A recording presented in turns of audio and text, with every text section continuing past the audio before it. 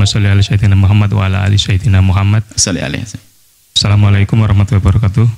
Assalamualaikum Buya Yahya dan hadirin semua yang berada di pengajian pagi ini. Buya, kali ini perkenalkan saya Arafat dari Jawa Timur, Buya. Alhamdulillah bisa datang ke pengajian pagi ini. Ada titipan pertanyaan lebih tepatnya Buya dari akhwat saudara kami di Jawa Timur. Beliau ini sedang mengalami penyakit was-was. Alhamdulillah beliau merasa sudah berdoa di tempat-tempat mustajabah ketika umroh dan lain-lain. Tapi sampai beberapa bulan ini masih mengalami was-was dalam hal bersuci dan ibadah lainnya. Sampai mengganggu aktivitas sehari-hari. Aktivitas sehari-harinya merasa terganggu dan tidak normal. Sampai dalam tahap merasa apakah Allah tidak sayang kepada beliau dan sudah ke psikolog dan lain-lain. Pertanyaan kami, atau lebih tepatnya bagaimana nasihat Buya atas kasus saudara kami ini, dan apakah dalam kasus seperti ini apakah boleh berpindah madhab ketika kita di Indonesia umumnya menganut madhab Syafi'i, apakah boleh mengambil madhab yang lebih ringan? Assalamualaikum warahmatullahi wabarakatuh. Terima kasih Buya. Bismillah. Yang punya penyakit was-was itu penyakit, maka bagi yang di luar tolong beri kasih sayang kepada mereka, atau secara umum yang punya permasalahan dengan mentalnya. Artinya jangan diperlakukan mereka seperti orang sehat. Artinya beda, memperlakukan mereka sangat beda. Itu adalah secara umum permasalahan mental. Jadi jangan sampai kita tidak punya kasih sayang kepada mereka. Mereka itu sakit. Ada orang sakit kulitnya, ada orang sakit dagingnya, ada orang sakit tulangnya, ada orang sakit jantung dan paru-parunya. Ada kan? Macam-macam, semuanya sakit. Ada orang yang sakit fisiknya, ada sakit psikisnya.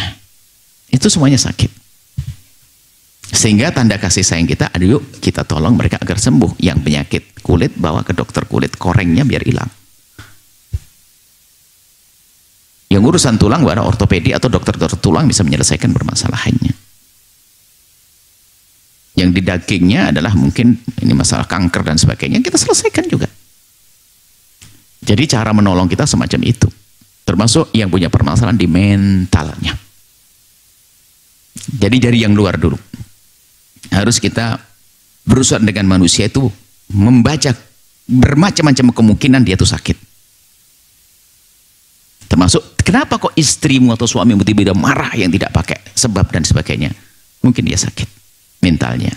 Maka dari itu kita sudah mulai ancang-ancang, bagaimana saya berbuat dengan dia. Kenapa yang semula tidak marah-marah kok jadi marah-marah? Ada apa yang terjadi? Perlahan, jangan langsung mereaksi dengan marah yang serupa. Sing waras ngalah, harus begitu. Nah, kemudian termasuk kasus was-was ini adalah permasalahan mental. Doa ya nggak cukup, orang sakit korengan langsung berdoa tahajudan setiap hari. Allah menyuruh fasalu ala dzikri, tanya ahlinya. Tidak cukup tahajud saja, doa wajib, tapi pergi ke dokter kulit harus. Tidak boleh beribadah tuh congkak, Allah yang menyembuhkan, sudahlah nggak usah kau pergi ke dokter, minta pada Allah. Minta korengan mana-mana, badannya koreng semuanya nanti, karena Allah menyuruh kita bertanya kepada ahlinya. Jadi sebagian orang kadang congkak dalam berbuat baik itu, anti dokter, nggak perlu, kita yang menyembuhkan Allah. Sholawat 1000 kali, Yasin 16 kali. Nah, memang Quran syifa, tapi pergi ke dokter kan disuruh oleh Allah, ahlinya. Dokter tuh belajar yang lama bertahun-tahun itu, ruwet itu ilmunya. Dan mereka menselok belok yang penyakit kulit segala macam, ngerti. Kemarin ada penyakit kulit, dipikir dia penyakit gini juga. Sudah ketakutan, ada koreng di mulutnya dan sebagainya. Kok hitam? Ada apa ini semuanya? Kan bermacam-macam. Loh, Tanya Ustadz, ya tak pikir wah kamu korengan kan gitu ya. Tak ini yang ini nih. Ya berat macam. Waktu pergi ke dokter kulit dilihat, oh bukan, itu hanya karena alergi apa itu saja, nggak ada masalah. Lu enteng banget. Tanya ahlinya. Makanya jangan sok. Maka tibbun nabawi itu adalah pergi kepada ahlinya. Bukan minum madu saja. Minum madu iya untuk kesehatan. Habbah sauda iya. Tapi kalau congkak kepada dokter nggak bener dong. Dokter kan bisa mendiagnosa ini kenapa, baru pengobatannya bolehlah kita minta bantuan habbah sauda dan sebagainya. Ada sebagian ada semacam pertentangan antara tibbun nabawi dengan tib medis adalah dunia medis al-onda. Ini saling menolong dan hendaknya kita bertanya pada ahli. Termasuk psikolog adalah ilmu yang dilupakan hari ini. Ini kami kurang intens ke psikolognya. Jadi harus berusaha minta kepada Allah dengan berdoa. Karena masalah was-was ada datang ke psikolog, ya, ke psikolog yang serius dalam hal ini, dan kami berharap barangkali seruan kami sampai kepada para psikolog di seluruh Indonesia. Yuk kita membuat satu perkumpulan. Apa sekarang ini yang harus kita selesaikan? Ada psikolog-psikolog yang menyelesaikan tentang problem was-was. Was-was ini ternyata tidak tahu. Mungkin berapa persen orang kena was-was. Hampir setiap majelis kita ada orang kena was-was kok. Hari ini biarpun bukan yang bertanya was-was, dinaikan was-was. Hey, dari Sumatera, dari Kemalan, dari Jawa Timur hari ini. Kenapa was-was banyak sekali? Berarti kita harus peduli kepada penyakit yang mewabah. Melebih daripada corona. Corona kelihatan, orang langsung kelihatan berkapar begitu. Ini enggak. Oh, ngerusak temennya. Sama suami istri enggak enak. Disentuh suaminya karena ini. Sampai gara-gara was-was ini lihat tidak indah suami istri. Lihat saja. Karena mikir mandinya 2 jam, 5 jam, 10 jam. Sampai menggigil, sampai pucet. Enggak ada cantiknya, enggak ada gantengnya. Dia mikir begitu gara-gara was-was tadi. Apakah kita tidak sayang dengan mereka? Yuk kita tolong. Maka pakar psikolog di seluruh Nusantara ini, ayo berkumpul, kita diskusi gimana kita menolong mereka yang punya was-was ini. Memang was-wasnya ada 2 macam memang ya. Ada was-was syaitan, memang bisikan syaitan adalah kurang kuat imannya. Ada memang was-was dari was-was qahri, adalah was-was yang ada was-was yang sifatnya karena memang mentalnya yang bermasalah. Dan itu bukan urusan ibadah saja. Itu sudah keluar, kompor sudah mati kayak belum dimatikan. Pintu sudah dikunci kayak belum dikunci. Bolak-balik itu begitu. Makanya pindah madhab pun nggak berguna bagi orang itu. Tetap saja cari madhabnya setan nanti.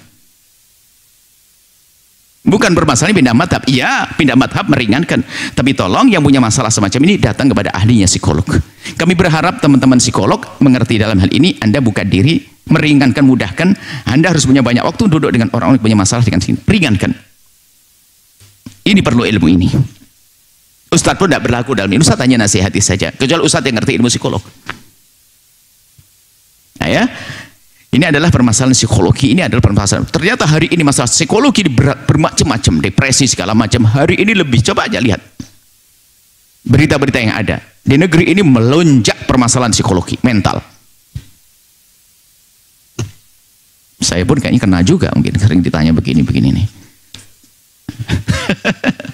Sehingga nadanya sudah berubah. Ini kayak kena mental saya ini juga harus. Nah, artinya memang kita harus kerjasama yang baik dalam urusan ini. Jadi anjuran kami kepada saudari yang bertanya tadi, tetap memohon kepada Allah, kemudian intent kepada psikolog, kemudian setelah itu adalah ilmunya ditingkatkan. Betul, berpindah madhab kalau bisa membantu, iya, akan minta untuk meringankan. Berpindah madhab itu nanti termasuk bagian daripada solusi yang diberikan oleh seorang psikolog. Itu sebetulnya. Saya najis terus, merasa kesentuh babi terus, apa anjing terus. Oh, kalau begitu saya kasih kau madhab maliki, anjing najis. Suruh tak belikan anjing, kau tidur sama anjing. Nah, kok gitu? Sudah. Kau tanya kepadaku, tidur sama anjing. Enggak, harus mau. Harus gitu. Itu kan ini kerjaan psikolog gitu. Tapi psikolog menyentuhkan ini adalah minta petunjuk pada ustadz. Nah, itu kan? Jadi salah satu solusi diberikan psikolog adalah berpindah madhab. Psikolog yang komunikasi dengan ustadz, boleh enggak dia madhab ini? Dia was-wasnya was-was najis anjing. Dia was-wasnya masalah air seni. Was-wasnya begini, was-wasnya wudhu. Nanti tanya ulama. Baru nanti psikolog yang hebat ternyata solusinya bukan solusi yang selama ini dipelajari di kampusnya. Ternyata ada solusi baru, solusi problem agama, maka dengan agama. Ya, akhirnya banyak psikolog duduk dengan ustadz. Ustadz yang duduk sama psikolog sama-sama punya ilmu, indah. Ini bukan ilmu bertentangan. Maka hargai disiplin ilmu yang dimiliki orang lain. Maka orang hebat itu adalah yang bisa menghargai ilmu orang lain. Anda seorang ustadz, kalau Anda menganggap psikologi ilmu penting, maka Anda akan ngerti suatu ketika. Jangan sok ustadz pengen menyelesaikan semuanya. Ini ustadz Superman. Semuanya dia selesai bangunan, dia ini dia. Anda tahu Superman? Dia dikena psikolog, dia lihat pakai celananya kebalik. Makanya kalau orang pengen menyelesaikan semuanya seperti itu jadinya. Benar mental semuanya. Tapi kita tolong menolong. Ayo sebagai ustadz diskusi manis dengan para psikolog, kemudian melihatkan psikiater, kemudian ilmu yang lainnya, termasuk fatwa ulama ada hubungannya dengan sosiologi, psikologi, kultur. Ini ada perlu. Ini ternyata kita harus menjadi kawan indah di dalam menyelesaikan problem umat. Dibangun cinta di antara kita. Seperti itu. Wallahu a'lam bishawab.